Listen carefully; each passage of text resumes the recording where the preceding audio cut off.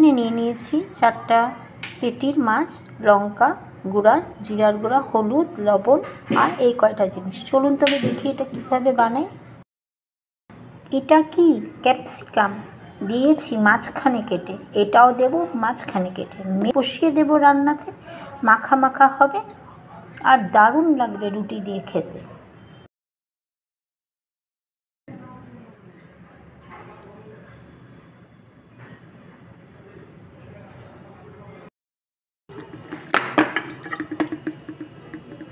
মেখে নিলাম, আগুনে বসিয়েছি। দেখুন পেঁয়াজ থেকে জল বেরোনো আরম্ভ হয়ে গেছে। তেল ছাড়া মাছের কষা দিয়েছি কালো জিরার সাথে, হয়ে গেল আমার মাছের কষা।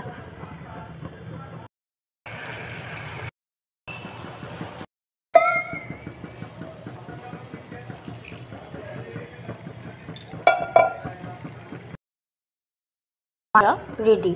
গ্যাস এখন বন্ধ করে দেব। রুটি দিয়ে খাবেন, ভাত দিয়ে খাবেন, সব কিছু দিয়ে ভালো লাগবে। চিমটি মাত্র জল দেবেন অল্প। ডেকোরেশনের জন্য সাজিয়ে দিলাম একটু ধনেপাতা। হয়ে গেল।